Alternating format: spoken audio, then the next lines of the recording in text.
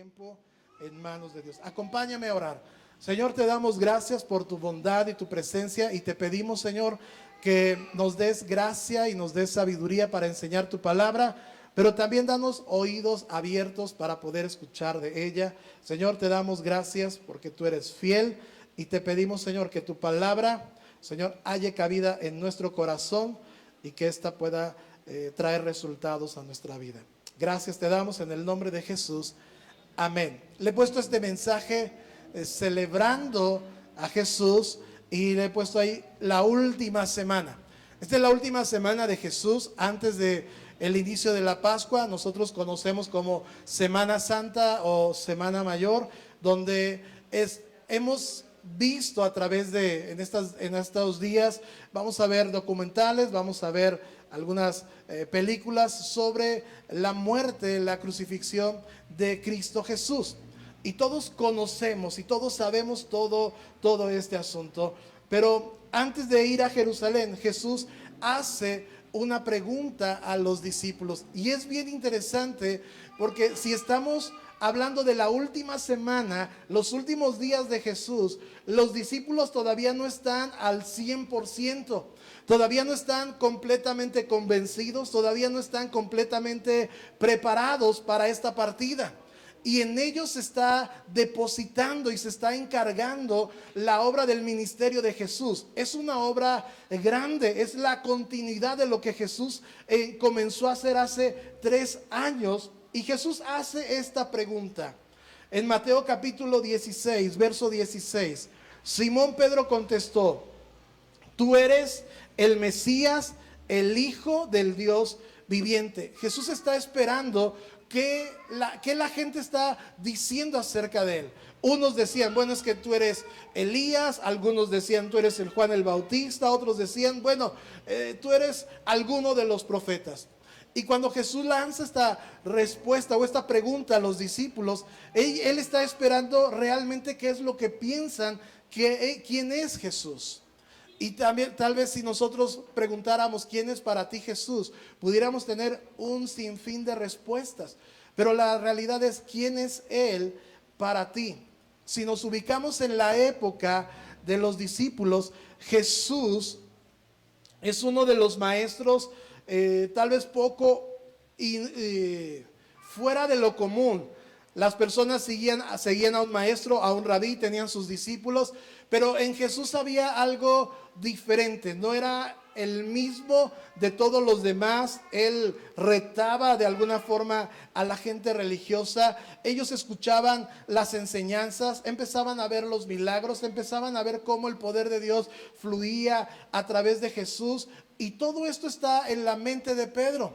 Y él está pensando, tiene que haber algo más en lo que Jesús nos está preguntando. Tiene en la mente que debe ser alguien más que un profeta, alguien más que solamente alguna persona. Y es cuando Pedro responde, tú eres el Cristo, el Hijo del Dios viviente. Y esta respuesta sorprende a todos. Porque nadie está pensando en la persona de Jesús, sino está pensando en lo que la gente común pudiera pensar. Pues es un profeta, es alguien que hace milagros, es alguien que es diferente a todos los demás y todo este asunto. Y verso 17 de Mateo capítulo 16, Jesús se responde porque también él está un poco sorprendido por la respuesta. Dice, bendito eres Simón, hijo de Juan, porque mi Padre que está en el cielo te lo ha revelado. No lo aprendiste de ningún ser humano. Y esta respuesta tiene que ser clara para todos los discípulos. Si tú has conocido a alguien que tal vez está a punto de fallecer y está, pues decir, bueno, ya los médicos lo están desahuciando, son sus últimos días, ¿qué nosotros pudiéramos esperar tal vez de esa persona? Tal vez pasar los mejores momentos con él, tal vez recordar las enseñanzas, tal vez estar enfocados en atenderle, en cuidarle, en recordar ciertas vivencias, ciertas experiencias. Y aquí Jesús está depositando la continuidad de su ministerio en personas que no son perfectas, personas que no tienen una seguridad de quién es Jesús, y sin embargo Dios está confiando en ellos. Y es lo mismo con nosotros. Muchas veces sabemos cosas de Dios, muchas veces podemos conocer datos de qué hizo Jesús y tal, pero cuando hablamos de esta relación personal con Él, ¿qué respuesta podemos nosotros tener respecto de quién es Jesús para nosotros? Sabemos que es el Mesías, sabemos que Él murió en la cruz por nuestros pecados, pero de manera personal, ¿quién es Él para ti?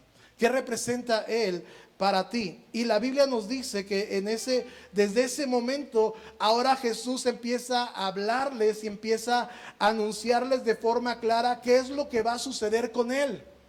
Ya les está dando la noticia y les está adelantando: yo voy a morir, tengo que ir a Jerusalén y todo este asunto. Y Marcos en el capítulo 10, verso 33 y verso 34 les dice claramente lo que va a suceder, para que a los discípulos no les tome por sorpresa. Ahora, ¿qué tiene que ver esto con la celebración? Pues necesitamos situarnos en el antecedente para poder comprender cómo es que Jesús entra a Jerusalén y por qué las personas hacen tanto alboroto y tanta algarabía, porque Jesús está entrando a su ciudad, a la ciudad de David. Y dice en el verso 33, léalo conmigo: escuchen, les dijo, subimos a Jerusalén, donde el Hijo del Hombre será y entregado a los principales sacerdotes y a los maestros de la ley religiosa.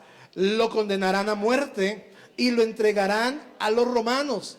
Se burlarán de él, lo escupirán, lo azotarán con un látigo y lo matarán. Pero, diga conmigo, pero después de 3 días resucitará. Wow.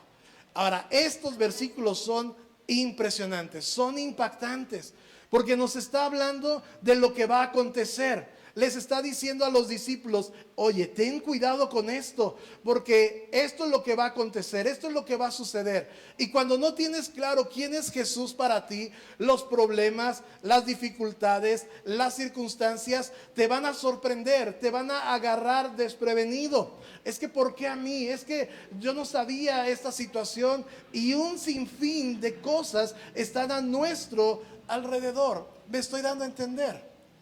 Cuando no tenemos claro quién es Jesús, las cosas nos van a sorprender. Las situaciones que están a nuestro alrededor parece que nos van a agobiar. Y hay circunstancias y situaciones que necesitamos comprender y poner nuestra confianza en Cristo Jesús. ¿Vamos bien hasta aquí? Desde ese día, desde que Pedro les está diciendo: tú eres el Cristo, el Hijo del Dios viviente, ahora Jesús les está abriendo su corazón y les está declarando abiertamente lo que va a acontecer. Te hago una pregunta: ¿te habías detenido a meditar en estos versículos? Lo que a Jesús le iba a acontecer por causa tuya y por causa nuestra. Acá tenemos 2, 3 lugares aquí adelante, ¿sale? Para que se puedan acomodar y podamos disfrutar, ¿sale? Y no nos distraigamos mucho ahí. Estos versículos, dice el verso 34, se burlarán de él, lo van a escupir, lo van a azotar con látigo y lo van a matar. Esta sería una noticia trágica, cuando el médico te dice: es que tienes cáncer, es que ya no hay nada que hacer. ¿Y cuál es la reacción tal vez de la familia o de las personas cercanas? De sorpresa, de incertidumbre, tal vez de temor, tal vez de diferentes situaciones. Porque hay situaciones que no están en nuestras manos controlarlas, pero sí están en las manos de Dios, en donde nosotros podemos poner nuestra confianza y nuestra esperanza en que todas las cosas van a obrar para bien. Su palabra dice: los que aman a Dios, todas las cosas les ayudan a bien, conforme a su propósito. ¿Vamos bien hasta aquí? Entonces Jesús les está diciendo: todo este asunto es lo que va a suceder para que no los... Y esta noticia no les está cayendo del todo muy bien. Ellos están tratando de asimilar. Bueno, ya pasamos 3 años con Jesús. Ahora, si tú puedes ponerte un poco en los zapatos de los discípulos, ¿cuáles serían los pensamientos que vendrían a su mente? Pues llevamos 3 años y medio y jamás nos ha hablado acerca de estas cosas. Pasamos muchas noches ahí en el desierto, estuvimos comiendo juntos, pasamos momentos increíbles, otros momentos donde estuvimos a punto de naufragar cuando pasamos el mar de Galilea, pero Jesús reprendió y pasamos ahí en ese lugar tranquilos, y ellos empiezan a recordar todas estas vivencias, todos estos momentos que pasaron con Jesús, cuando los leprosos fueron limpiados, cuando la multiplicación de los panes y de los peces, ellos fueron los que miraron, fueron testigos del milagro. Ellos están con estas vivencias que están recordando. Y les es difícil todo esto. Han pasado 3 años de compañerismo, han estado juntos, comiendo juntos, desarrollando una amistad, una relación, y ahora el fin se está acercando. No es poco concebible en la mente humana cómo es posible que una vida en su esplendor, 33 años, en el vigor de su etapa de su vida, pueda decir estas cosas de sí mismo. Y es el plan que Dios está trazando para la humanidad entera, para ti, para mí, lo que hoy somos en el Señor y lo que podemos celebrar. ¿Me está siguiendo hasta aquí? Todo esto está en la mente, todo esto está mientras van a ir hacia Jerusalén. Entonces, Pedro, después de que ha dicho esta revelación y está oyendo a Jesús, lo que casi se está despidiendo y les está ahí encargando el negocio, ¿verdad? O el ministerio, Pedro como que no está teniendo muy claro. Y dice en Mateo capítulo 16, verso 22 y 23, pero Pedro lo llevó aparte. Él se anima a platicar con Jesús. Nadie quiere decirle o regañar a Jesús o exhortarle o reconvenirle, como que nadie tiene esa confianza. Y Pedro dice, no, pues yo como le acabo de decir quién era, pues yo como que le puedo decir a Jesús como que sus detalles, ¿no? Y dice en el verso 23, Pedro lo llevó aparte y comenzó a reprenderlo por decir semejantes cosas. Dios nos libre, Señor, dijo, eso jamás te sucederá a ti. ¿Cómo es posible? Estás en la plena etapa, en tu plenitud. Todavía hay mucho que hacer, hay mucha tierra. Por favor, ten compasión de ti. No vayas a ese lugar. Vamos para el siguiente año. No te preocupes, las fiestas van a celebrarse y todo va a estar ahí. Y el verso 24, Jesús se dirige a Pedro y le dice, aléjate de mí, Satanás. ¿Representas qué? Una trampa peligrosa para mí. Ves las cosas solamente desde el punto de vista humano y no desde el punto de vista de Dios. Y esta es una clave bien importante para nosotros. Satanás siempre va a intentar que nosotros pongamos a Dios a un lado y evaluemos las cosas desde la perspectiva humana. Siempre va a ser, no, es que las cuentas no me cuadran, es que cómo es posible que Dios pueda hacer ciertas cosas, etcétera. Pero siempre va este razonamiento, ¿cómo es posible que solamente orar o solamente leer algo va a suceder? El día de ayer que estábamos en la reunión de hombres, estábamos hablando acerca de un tema muy, muy importante, cosas que dejar y cosas que abrazar. Cosas que anhelar y cosas que soltar. Y el apóstol Pedro estaba enumerando una lista bien corta. Estaba enumerando la mentira, estaba enumerando el orgullo, la soberbia, entre otras cosas. Y Jesús estaba diciendo, bueno, todo esto nace del corazón, y ya la lista se hizo un poco más grande. Cuando estamos en nuestra vida de fe, nosotros tenemos que aprender a soltar cosas que en nuestro corazón van a estorbar nuestra relación con Dios. No vamos a poner las cosas o la perspectiva desde el reino de Dios, sino siempre lo vamos a tomar todo de forma personal. Todo lo vamos a asimilar en nuestras emociones y desde nuestra propia perspectiva. Y Jesús le está diciendo a Pedro, tienes que aprender a ver las cosas desde el punto de vista de Dios. Y eso cambia todo el panorama. Eso puede traer a ellos un poco de paz. Bueno, los profetas han anunciado todo esto que va a acontecer con el Mesías, con el Hijo de Dios, que va a venir y nos va a rescatar y nos va a salvar. Pero en la mente de ellos, de la nación de Israel, estaba que el conquistador, el Hijo de Dios, iba a venir con un gran ejército, que iba a venir y los iba a sacar de este dominio que tenía el Imperio Romano sobre ellos. Y la perspectiva era humana, la perspectiva era diferente. Cuando Dios está hablando principios que marcan nuestra eternidad, las cosas que están estorbando en nuestro corazón muchas veces nos van a hacer retroceder. Y es como el diablo quiere poner una trampa para nosotros. Siempre va a intentar que nosotros pongamos a Dios a un lado. Es decir, que nosotros no miremos las cosas de una perspectiva eterna en el reino de Dios, conforme a la voluntad de Dios. Siempre va a ser este deseo nuestro permanecer. Hace un par de días falleció la mamá de un amigo.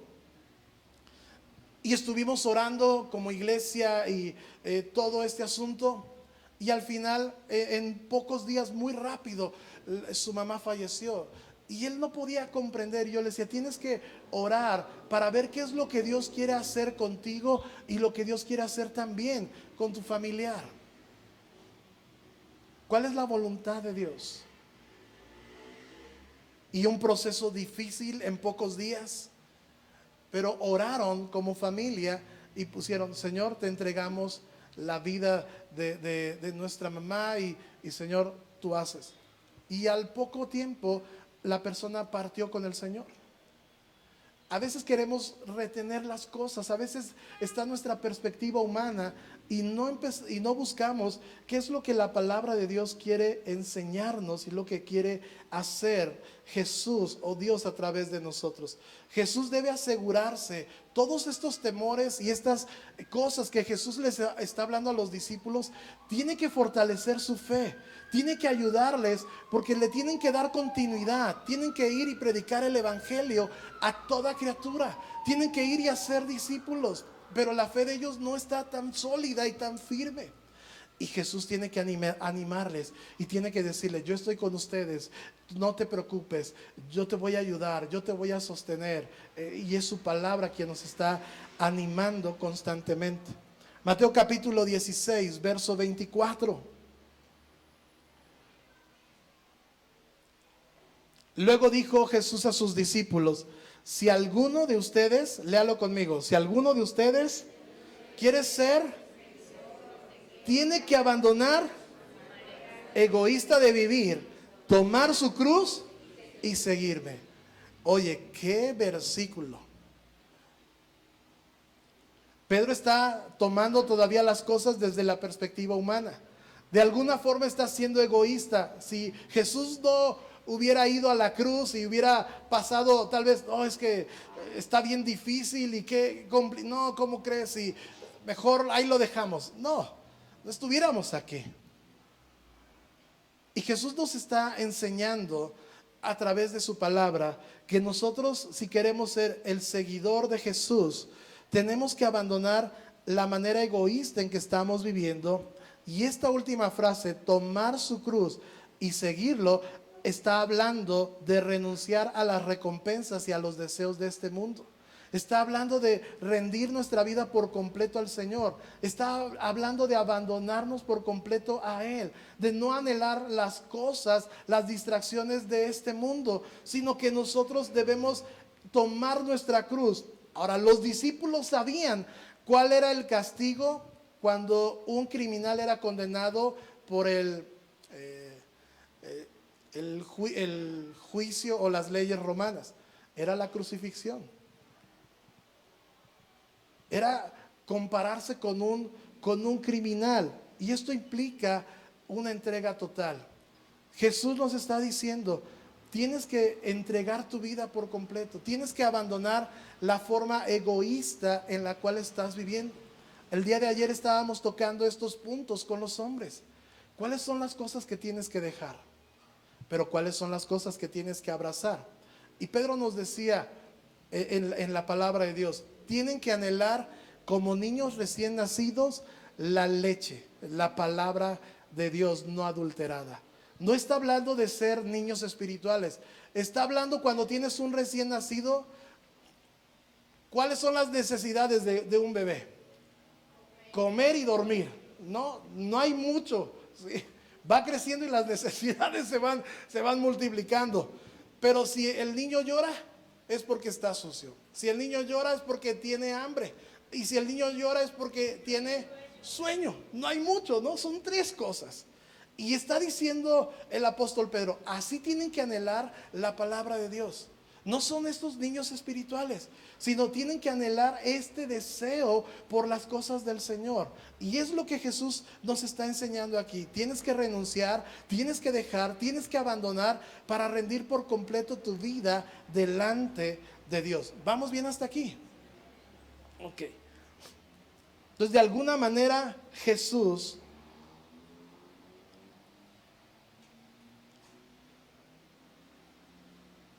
dejó de hacer. En la última semana de Jesús, cuando está comenzando la Pascua, Él dejó de hacer reuniones públicas. Él dejó de reunir a personas de forma masiva, sino se retiró. Fue a las ciudades cercanas. Las personas estaban preguntando, ¿irá a venir Jesús para las fiestas? Y en el capítulo 20 de Mateo, dice la Biblia que había 2 hombres ciegos. Jesús está pasando por Jericó, va a ir hacia Jerusalén, pero no quiere hacer mucha bulla a su alrededor y se retira a las ciudades cercanas. Y una de las ciudades por las que pasa es Jericó. Y en Jericó, saliendo de ahí, la gente identifica a Jesús y le sigue una multitud. Y esta multitud está apretando a Jesús y le está acompañando. Y resulta que en medio de la multitud hay 2 ciegos que están gritando, están clamando por ayuda, le están diciendo a Jesús que tuviera misericordia, pero la multitud que está alrededor les está diciendo, hey, cállate, hey, no molestes, hey, y está oprimiendo. Y dice la Biblia que estos 2 hombres empezaron a clamar mucho más fuerte: Jesús, Hijo de David, ten misericordia de mí. Y esos gritos y ese deseo hacen que Jesús se detenga y les dice, a ver, aquellos que están ahí, tráiganmelos para acá. Y una vez que está ahí con ellos, les pregunta, ¿qué quieres que haga por ti? Y ellos responden, que reciba la vista. Y la Biblia dice, movido a misericordia, tocó la vida de estos hombres, tocó los ojos de estos hombres y al instante recobraron la vista. Está la multitud alrededor y la gente empieza a entonar alabanzas y exaltar al Señor y la multitud sigue a Jesús. En el Evangelio de Juan, en el capítulo 12, recuerda, Jesús está en la última semana. Ya los discípulos están camino a Jerusalén. Ya regañó a Pedro para decirle, hey, no pongas tu vista en las cosas temporales, en las cosas de este mundo. Hay cosas eternas, más gloriosas que están reservadas para ti. Mientras va caminando, ya una multitud le está siguiendo. Está este milagro que está haciendo Jesús y ahora se está dirigiendo hacia Jerusalén. Recuerda, la fiesta de las Pascuas es de las fiestas más importantes de la nación de Israel. Cada vez tenían que subir por lo menos una vez al año para celebrarlo. Así es que Jerusalén estaba a reventar, ¿sí? No había hoteles, no había mesones, no había hospedaje.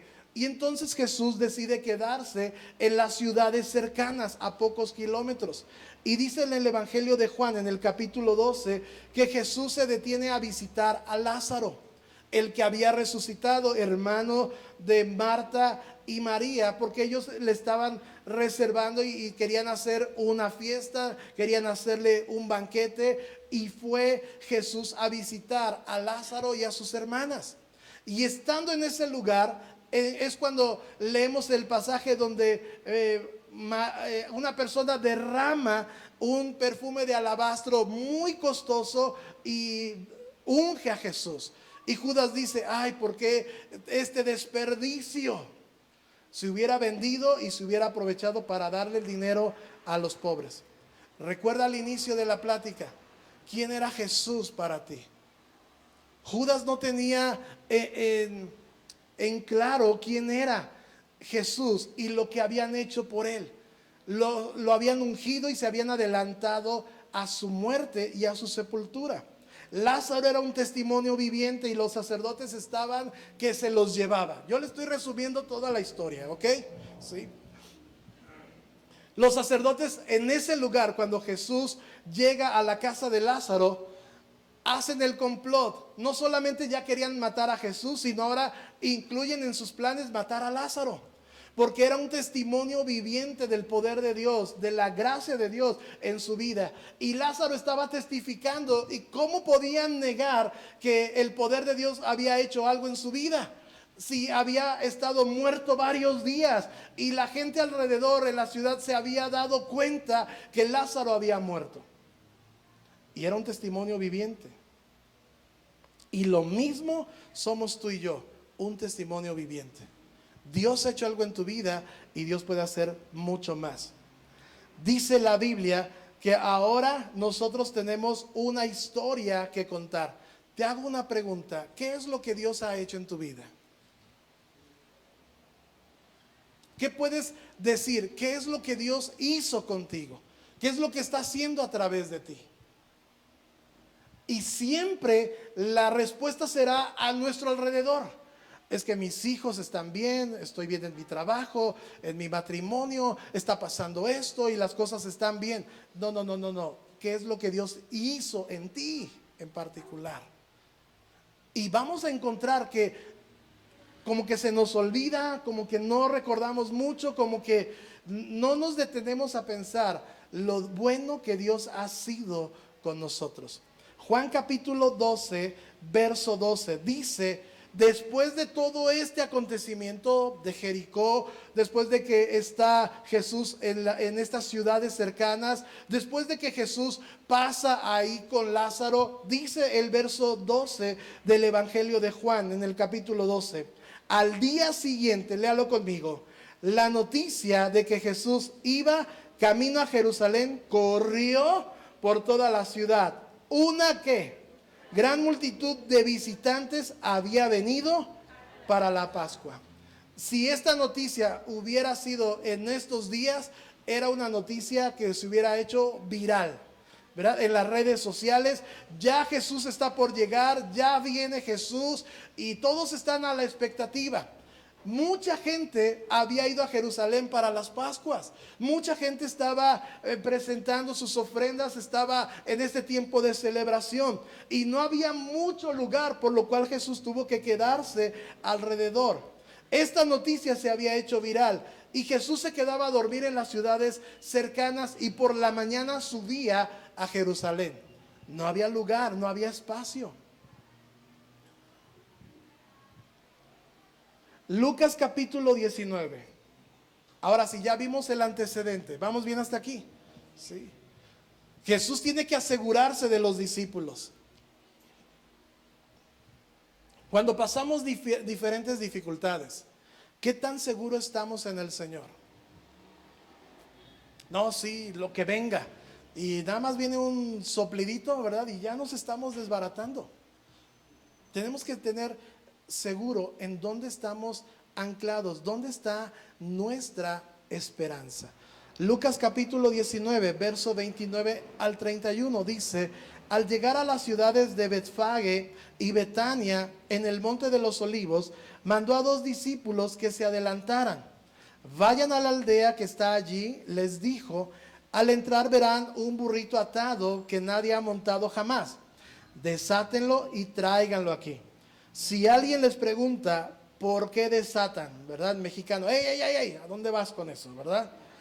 ¿Por qué desatan al burrito? Simplemente digan, el Señor lo necesita. No hay más. ¿Qué necesita el Señor? Esto, ¿sí? Nadie lo ha montado, nadie ha estado.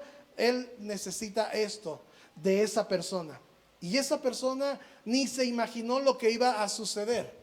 Tal vez más adelante el burrito llegó a un precio más elevado, ¿verdad? Porque, sí,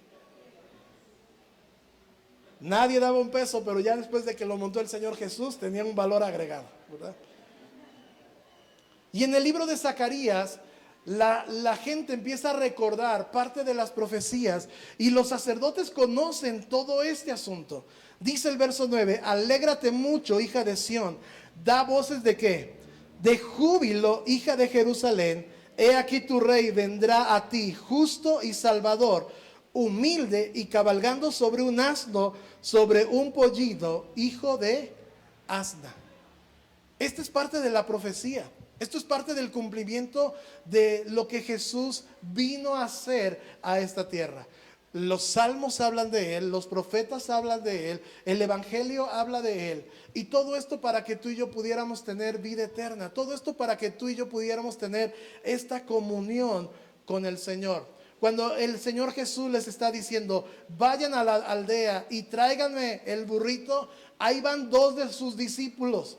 Tal vez con estas dudas: ¿y si el dueño de la tienda se enoja? ¿Y si nos dice que no? Y se va a armar esto. ¿Sí? Ya se están imaginando. Y ellos obedecen. Y sí, tienen razón. El señor que estaba mirando que estaban desatando el animal, pues les pregunta: hey, ¿a dónde van con eso, verdad? Y solamente responden: el Señor lo necesita. Jesús había hecho tantos milagros, Jesús había hecho tantas cosas que de alguna forma la gente estaba agradecida y de alguna forma estaban recordando lo que Jesús había hecho en otro tiempo, en otro momento. La pregunta para nosotros es: si algo te pidiera el Señor Jesús, ¿lo darías? Y decimos sí, ¿verdad? Y si te dice, pues dame tu coche, ay, pastor, sí, o sea, sí. O tu casa, qué sé yo. ¿Sí me estoy dando a entender? No estamos tan abiertos para decirle: aquí está, Señor, esto es para tu reino, esto es para tu gloria. En el libro de los Hechos describe un matrimonio, ¿sí?, que vendieron una heredad, porque un levita tenía varios terrenos y vendió uno, y aquí está para la iglesia y para que supla necesidades y todo. No estoy diciendo nada, ok, solamente estamos poniendo un ejemplo. Y estos hombres, este matrimonio vende la heredad. Y ya cuando ven, no, pues es mucho. ¿Qué van a hacer con el dinero? ¿Quién sabe en qué se lo van a gastar? ¿A dónde se vayan a ir? Sí, mejor vamos a dar la mitad. Y entregaron la mitad.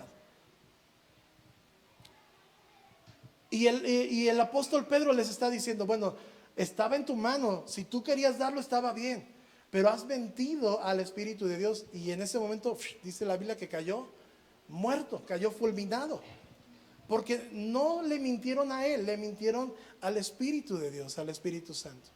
Y muchas veces cuando el Señor te pide algo, dejar una mala compañía, dejar un vicio, dejar ciertas actitudes, a veces decimos: ay, es que así soy y así, ni modo, así me tienen que querer. Y no es verdad. Dios puede transformar tu vida para que tú puedas parecerte cada vez más a Cristo Jesús. Los discípulos están en esta encomienda, en esta misión de traer el burrito, y lo traen a Jesús. Y este es el motivo por el cual las multitudes salieron a recibir a Jesús. Lucas capítulo 19, verso 36. Ya vimos que la noticia se hizo viral. Jesús viene. Y dice el verso 36: a medida que Jesús avanzaba, la multitud tendía sus prendas sobre el camino delante de él. Él está entrando a Jerusalén. Él está montado cumpliendo la profecía, pero la multitud alrededor se entera. Y ahí viene Jesús y está desde el monte de los olivos y empieza a subir. Y la gente de forma voluntaria empieza a honrarle como a un rey.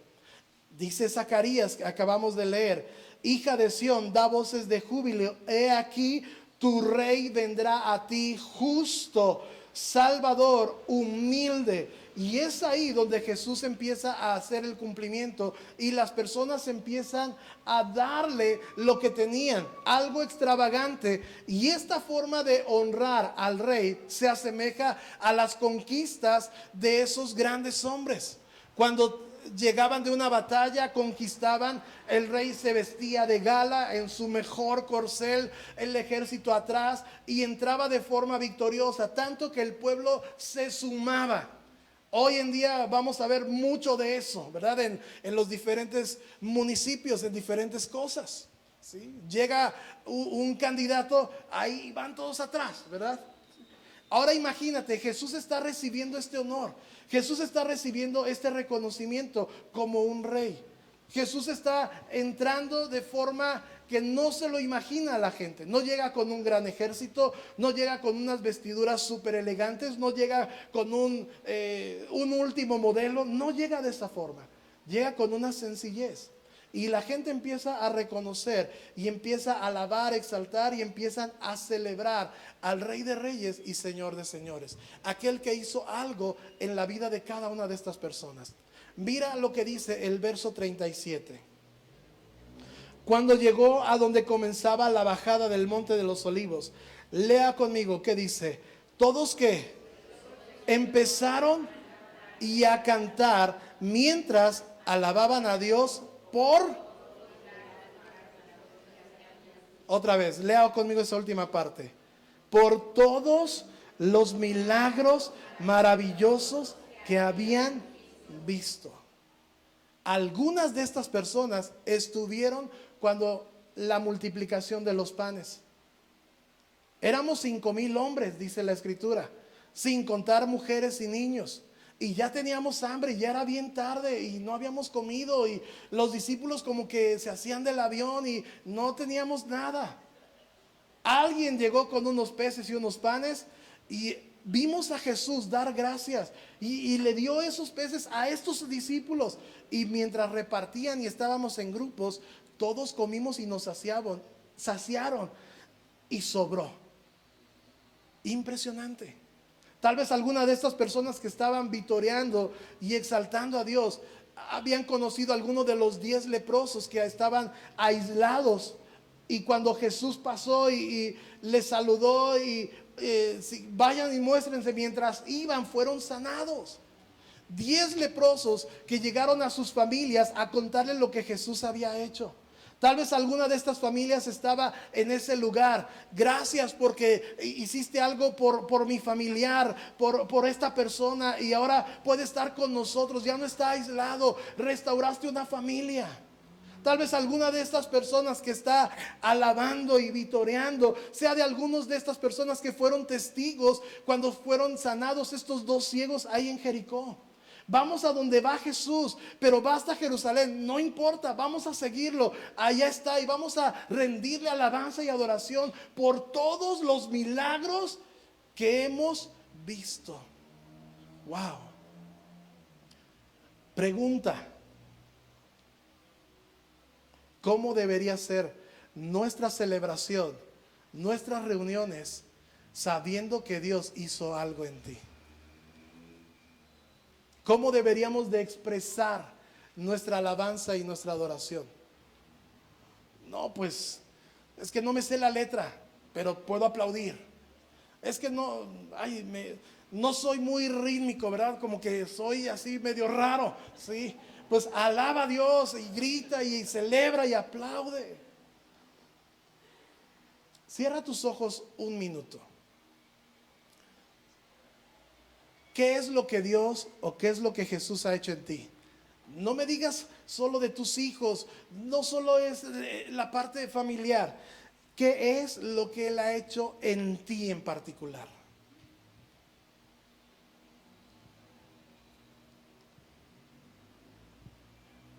Ahí estás con tus ojos cerrados. Recuerda 5 cosas. Ay, son muchas, pastor. Bueno, a lo mejor 3, pero 5 cosas que tú puedas decir: Dios hizo esto conmigo. Yo puedo decirte: Dios me libró de un accidente y estoy vivo.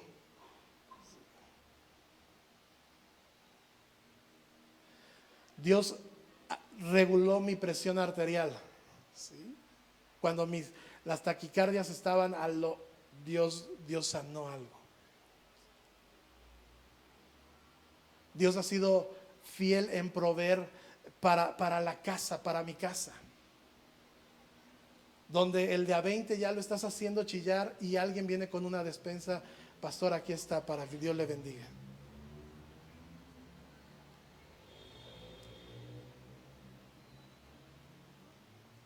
¿Qué es lo que Dios ha hecho contigo?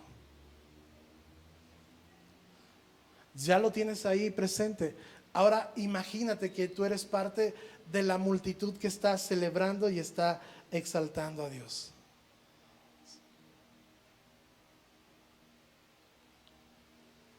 ¿Cuál es el propósito de estos días de celebración? ¿Cuál es el propósito? ¿Cuál es la importancia?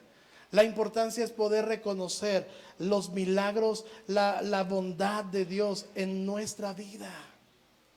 Y mira lo que estaba gritando. Lucas capítulo 19, verso 38. Lea conmigo lo que están gritando. Estaban diciendo: bendito el Rey que viene en el nombre del Señor, paz en el cielo y gloria en las alturas. Estaban diciendo: Señor, tú eres lo máximo. Gloria a ti por tu bondad, por tu amor. Señor, tú has sido fiel, tan bueno, y me has rescatado y me has dado un segundo chance. Y ellos celebraban y daban gloria a Dios. La pregunta para nosotros: ¿cuál es nuestra reacción? ¿Qué deberíamos nosotros decirle?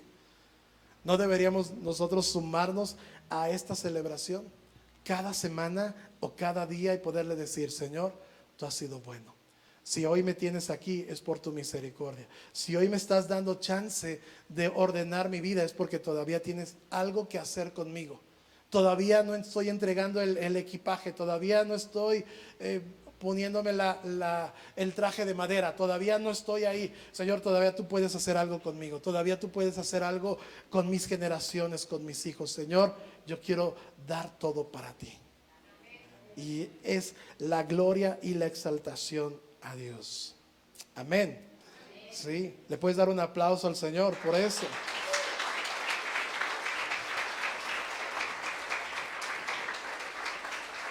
No, creo que le puedes dar un mejor aplauso a Él. Sí.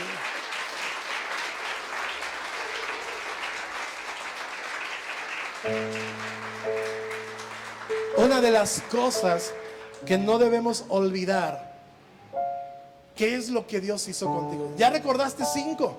Sí. Cada día agradece a Dios por su bondad y por su amor. Pocas veces nosotros nos detenemos a agradecer a Dios por lo que Él ha hecho con nosotros. Salmos capítulo 149. Ponte de pie y vamos a terminar este tiempo. ¿Sí? ¿De qué se trata esta semana previa? Primero, reconocer quién es Él. ¿De qué se trata esta celebración? Se trata de mirar lo bueno que ha sido Dios conmigo, de la bondad de Dios para con mi familia, de la oportunidad que Dios me ha dado de poder todavía estar y disfrutar de su presencia. Todavía Él no me llama porque todavía Dios quiere hacer algo contigo y a través de ti. Tal vez este llamado es para dejar de alguna forma el vivir de forma egoísta, de forma reservada. Es decir, sí quiero las cosas de Dios, pero un poco a la distancia, un poco lejos. No me quiero involucrar tanto porque no sé qué vaya. No. Y el Salmo 149 verso 1 dice: aleluya, cantad al Señor cántico nuevo, su alabanza en la congregación de los santos. Alégrese Israel en su Creador, regocíjense los hijos de Sión en su Rey. Alaben su nombre con danza, cántenle alabanza con pandero y lira, porque el Señor se deleita en su pueblo, adornará de salvación a los afligidos. Cuando alabamos y exaltamos a Dios, Él se hace presente en un lugar cuando saben quién es Él para ellos. Dice que debemos alabarlo ¿en dónde? En la congregación. Que debemos exaltarle, que debemos adorarle, que debemos reconocer su bondad y su grandeza. ¿De qué se trata este domingo en particular? De reconocer qué es lo que Él hizo conmigo, de saber lo bueno que Dios ha sido conmigo, Tal vez estoy pasando momentos difíciles. Tal vez la situación no está tan fácil. Pero puedo confiar en que la fidelidad de Dios sigue todavía vigente. En que todavía Dios puede hacer algo conmigo. Y si Dios lo hizo antes, Dios lo podrá hacer el día de hoy. ¿Cuántos lo creen? Amén. Levanta tus manos ahí. ¿Qué es lo que Dios te habló? ¿Qué es lo que Dios te está hablando? ¿Qué es lo que Dios te está diciendo? Y tal vez puedas encontrar que tal vez te está diciendo: hey, tienes que dejar ciertas cosas, tienes que abandonar ciertas cosas. Pero hay otras que puedes anhelar, hay otras que son eternas, hay otras que pueden transformar y cambiar tu vida, hay otras que pueden dar un vigor a tu corazón, a tu interior. Ahí con tus manos levantadas, dile: Señor, gracias porque tú has sido fiel. Gracias por tu bondad. Gracias por tu misericordia. Gracias, gracias, gracias. Señor, has sido bueno, has sido fiel.